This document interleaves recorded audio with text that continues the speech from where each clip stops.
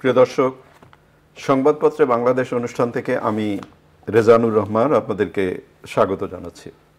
বিভিন্ন জাতীয় দৈনিকে প্রকাশিত খবরের বিশ্লেষণ নিয়ে আমাদের এই অনুষ্ঠানে অতিথি হিসেবে উপস্থিত আছেন ডেইলি অবজারভারের সম্পাদক, ডিবিসি টেলিভিশনের চেয়ারম্যান, বিশিষ্ট সাংবাদিক ইকবাল সুবহান চৌধুরী। স্বাগত আপনাকে অনুষ্ঠানে। পত্রপত্রিকায় প্রকাশিত কয়েকটা গুরুত্বপূর্ণ শিরোনাম আপনাকে একটু পড়ে শোনাই, তারপর আলোচনায় যেতে চাই। দৈনিক প্রথম আলোর শিরোনাম, আনোয়ারুলের লাশের খোঁজে খালে তল্লাশি, বেনজির পরিবারের ৩৪৫ বিঘা জমি। প্রশ্নের মুখে আওয়ামী লীগ, পরপর ৩টি ঘটনায় দলে অস্বস্তি, দায় কার? কালের কণ্ঠের শিরোনাম, বেনজিরের আলাউদ্দিনের চেরাগ দুদকে বন্দী, ২৪০ বিঘা জমির মালিক বেনজিরের স্ত্রী। দৈনিক সমকালের শিরোনাম, জন্মসনদে জন্ম থেকেই পদে পদে যন্ত্রণা, এমপি আজিম হত্যা খুনের সরঞ্জাম কিনে দিয়ে কলকাতা ছাড়েন শাহীন। বাংলাদেশ প্রতিদিনের শিরোনাম, রিমান্ডে রহস্যময় সব নাম, মামলায় আটকা ৮৫,০০০ কোটি টাকার খেলাপি ঋণ। মানবজমিনের শিরোনাম, আনারের উত্থান যেভাবে, কি আছে দুই পরাক্রমশালীর ভাগ্যে, রাতভর পার্টি, স্যারদের সঙ্গী তরুণীরা।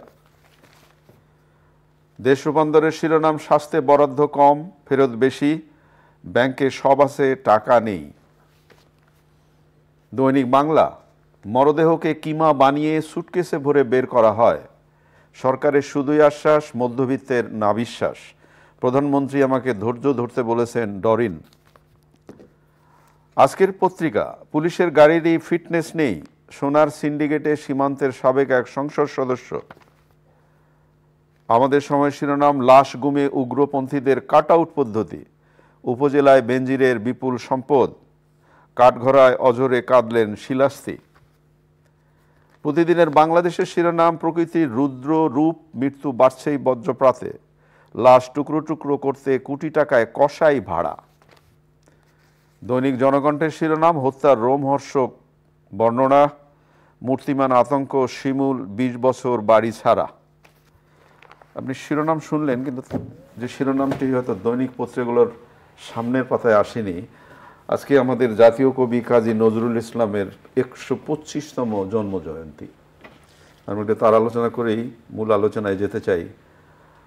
কবি আমাদের সাহিত্যে এবং আমাদের সর্বোচ্চ সংস্কৃতিতে একটা যে প্রভাব বিস্তার করেছেন, এবং সেটাই কি তরুণদের মধ্যে এখন কতটুকু প্রভাবিত মনে হয় আপনার কাছে? আজকে জাতীয় কবি, আমাদের বিদ্রোহী কবি নজরুলের সংবাদটি আমাদের সংবাদপত্রগুলোতে যেভাবে এসেছে সেটা দুঃখজনক। এর আগে কিছুদিন আগে আমাদের কবিগুরু রবীন্দ্রনাথের যে সংবাদ, সেগুলো কিন্তু বেশ। আমি এই প্রসঙ্গটা তুললাম কেন, যে ছোটবেলায় যেটা দেখতাম, আমি জানি না এটা হয়তো অনেকে মনে করবে, এই ধরনের সংবাদগুলো পত্রপত্রিকার ফ্রন্ট পেজে আসতো, হ্যাঁ, এবং ছবি দিয়ে আসতো দিনটাকে স্মরণ করার জন্য। এবং বিশেষ করে কবিগুরু এবং আমাদের জাতীয় কবি নজরুল দুজনই কিন্তু আমাদের বাংলা সাহিত্যে অনন্য দিকপাল।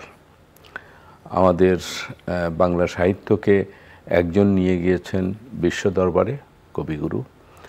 আর কবি নজরুল আমাদের জাতীয় জীবনে আমাদের যে প্রতিবাদের যে ভাষাগুলো, সেগুলো কিন্তু কবিতার মধ্য দিয়ে তিনি তুলে এনেছেন, বলবীর।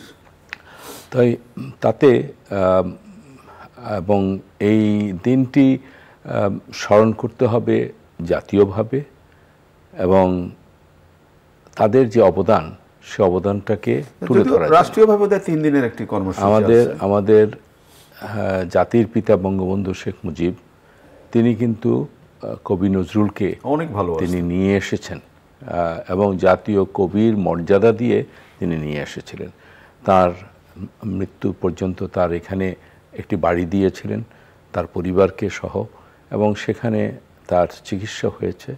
এবং মৃত্যুর পরে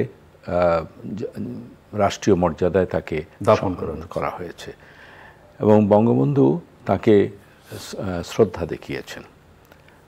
আজকে আমাদের সরকারের পক্ষ থেকে বিশেষ করে শিল্পকলা একাডেমি বা আমাদের সাংস্কৃতিক মন্ত্রণালয় এবং আরও যেসব প্রতিষ্ঠান আছে সেগুলো কি অনুষ্ঠান নিচ্ছে আমি জানি না, কারণ মনে হচ্ছে যেন যত দিন যাচ্ছে আমরা ভুলে যাচ্ছি আমাদের অতীত ঐতিহ্যকে।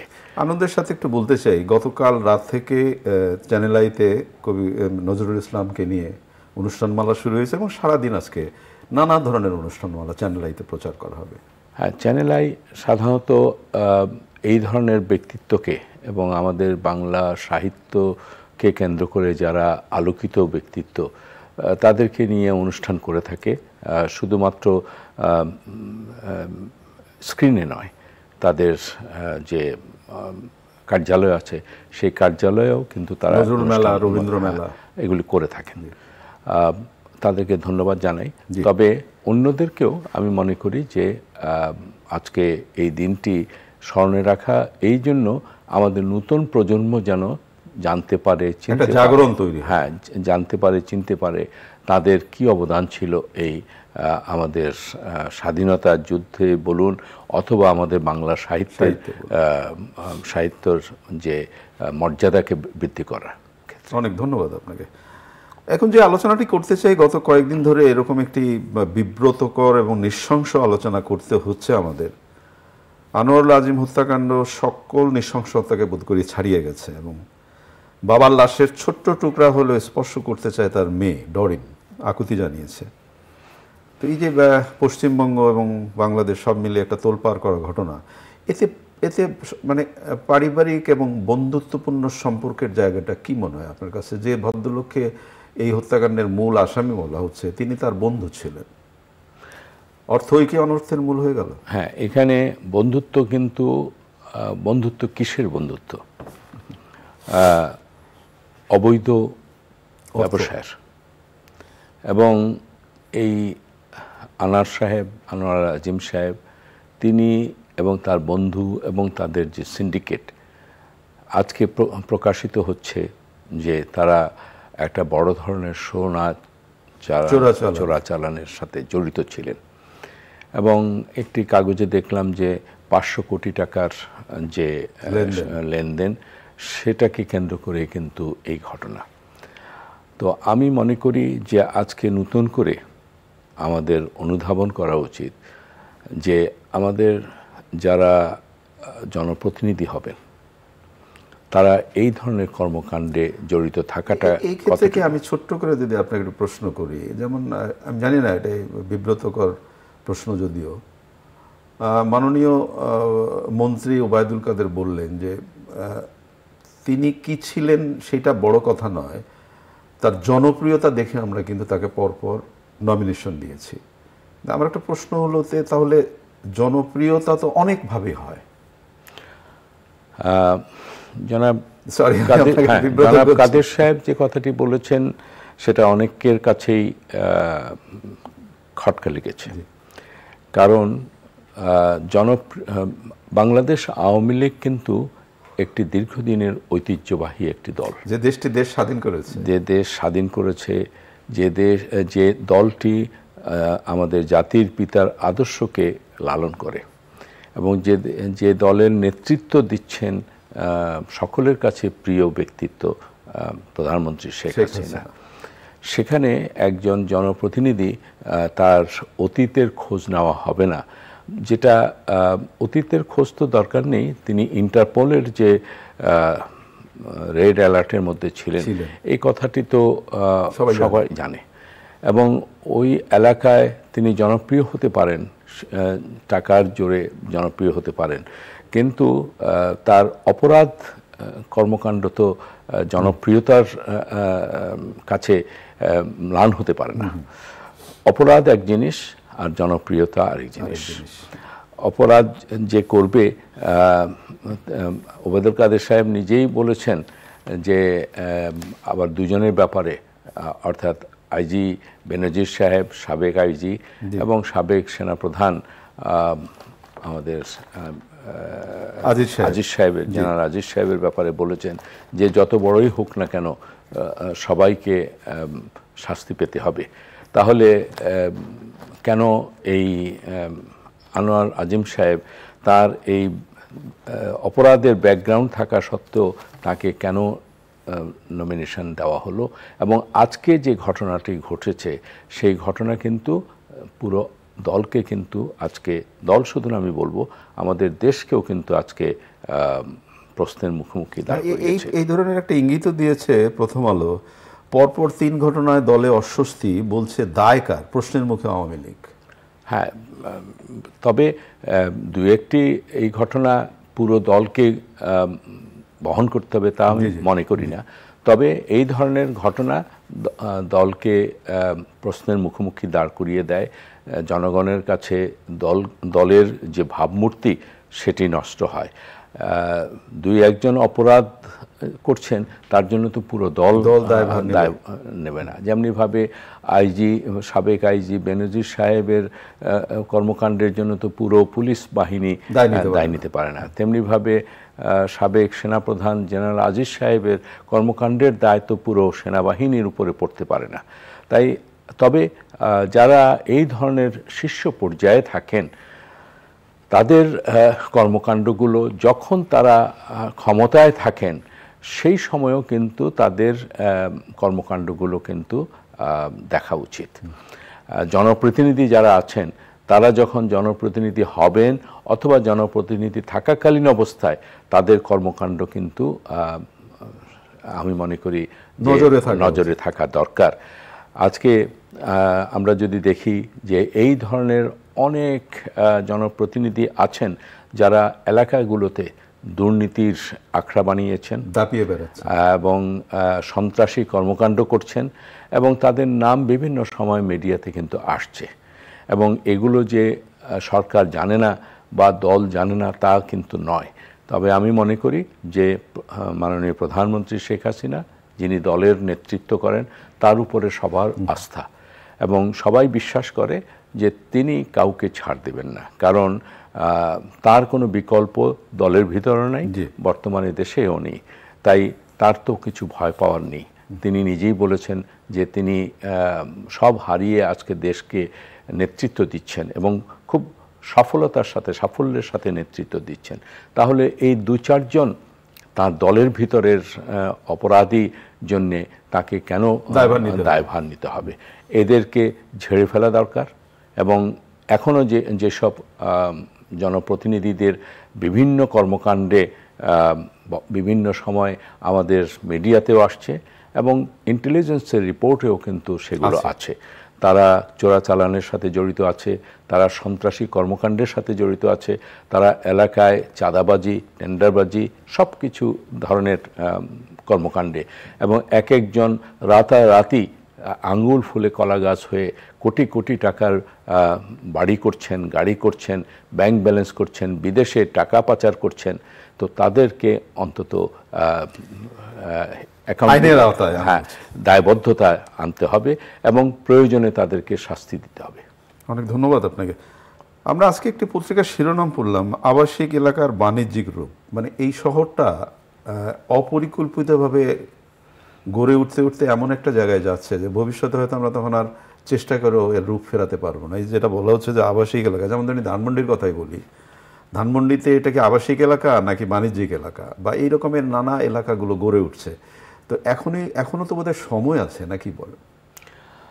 এখনো সময় আছে কিনা তা আমি বলতে পারবো না, কারণ কিছুদিন আগে গুলশান, বনানী, বারিধারাতে একবার চিন্তা হয়েছিল যে সেখানে যেসব বাণিজ্যিক প্রতিষ্ঠান আছে, যেমন হাসপাতাল আছে, যেমন স্কুল কলেজ আছে বা রেস্টুরেন্ট আছে ইত্যাদি, সেগুলোকে সরানো হবে, কিন্তু সম্ভব হয়নি।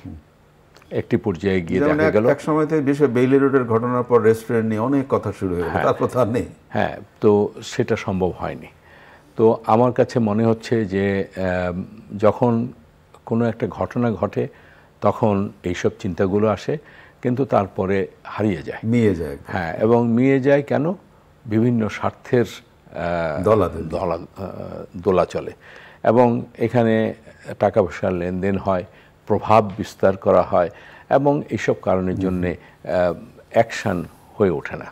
তাই আপনি যেটা বলছেন যে বিদেশে দেখবেন আপনার এক একটি এলাকা নির্ধারিত থাকে, এবং সেই নির্ধারিত এলাকায়ও কিন্তু তারা বলে দেয় এখানে একটা স্কুল থাকতে পারবে, এখানে একটা হাসপাতাল থাকতে পারবে, বা এখানে একটা এতটুকু। এবং এমনকি এটাও আছে যে যে এলাকায় আপনি থাকবেন সে এলাকায় যদি স্কুল থাকে সেখানেই আপনাকে ভর্তি করতে হবে।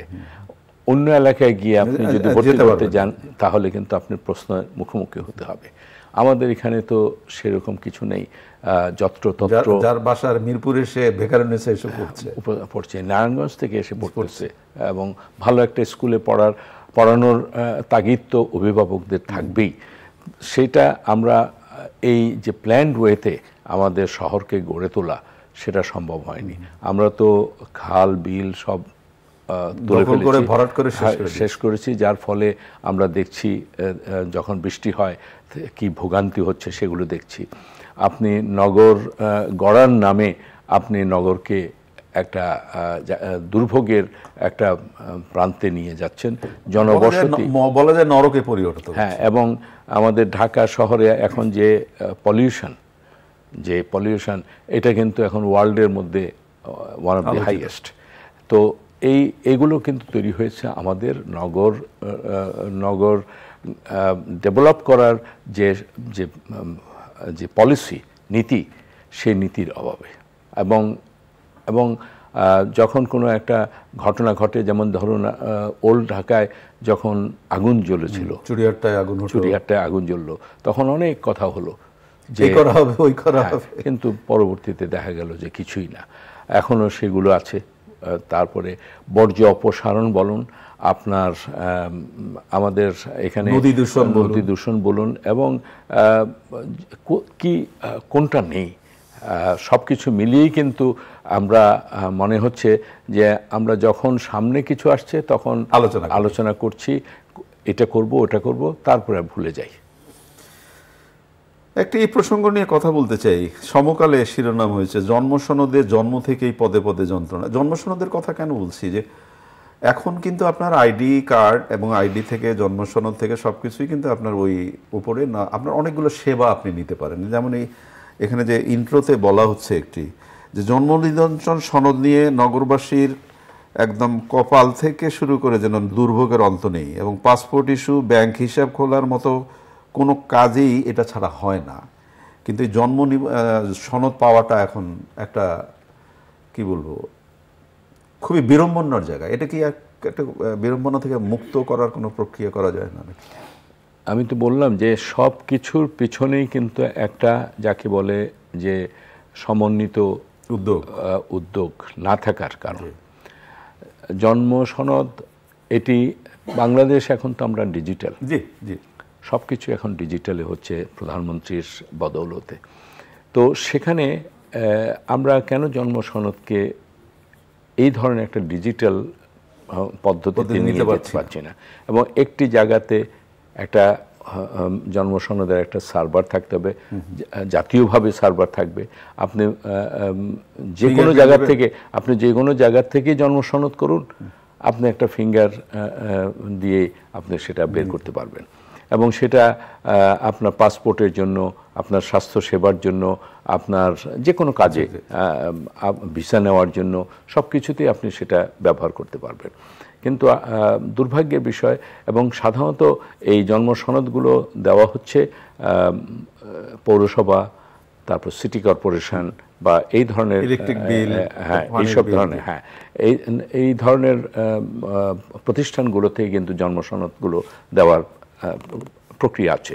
তো আমি মনে করি সেই সব জায়গাগুলোতে জন্ম সনদগুলো যেন ইজিলি দেওয়া যায়, কারণ হাসপাতালে ভর্তি হওয়ার সাথে সাথে, জন্ম হওয়ার সাথে সাথে সেখান থেকে অভিভাবককেও সঙ্গে সঙ্গে রিপোর্ট করতে হবে হাসপাতাল থেকে সার্টিফিকেট নিয়ে, যে শিশু কখন জন্ম নিয়েছে, কবে জন্ম নিয়েছে, এবং সেটি যদি তারা রেজিস্টার করে এই প্রতিষ্ঠানগুলোতে, সেখান থেকে যেন মানে বিনা হ্যাসেলে। বেশি ভোগান্তিটা বোধহয় হচ্ছে যখন এই ডিজিটাল পদ্ধতি চালু হওয়ার আগে হাতে লেখা যে কার্যক্রমটা ছিল সেইটা আর এখনকার সমন্বয় করতে যায় বোধ করি একটা ঝামেলা। হাতে লেখা ঠিক আছে, যখন ডিজিটাল ছিল না তখন হাতে লেখা দেওয়া হয়েছে, তো আজকে সেগুলোকে তো ডিজিটালে রূপান্তর করা যায় এবং নতুন করে জন্মসনদ, ডিজিটাল জন্মসনদ সার্টিফিকেট দেওয়া যায়, যেটা সার্ভারে থাকবে। এবং আমি মনে করি যে এটা অত্যন্ত গুরুত্বপূর্ণ, কারণ নাগরিক সেবার জন্য, মানুষের সেবার জন্য তো অত্যন্ত গুরুত্বপূর্ণ। হ্যাঁ, সবকিছুতেই কিন্তু জন্মসনদের প্রয়োজন, এবং এখানে যেন বিনা ভোগান্তিতে অথবা বিনা এক্সট্রা টাকার বিনিময়ে যেন এই জন্মসনদ না পেতে হয়।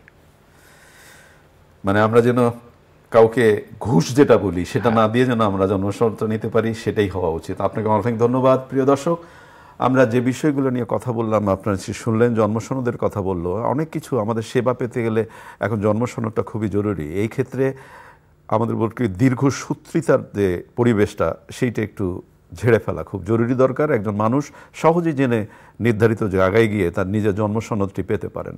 ভালো থাকবেন। আগামীকাল নিশ্চয়ই এই সময় আবার কথা হবে। খুদা হাফেজ।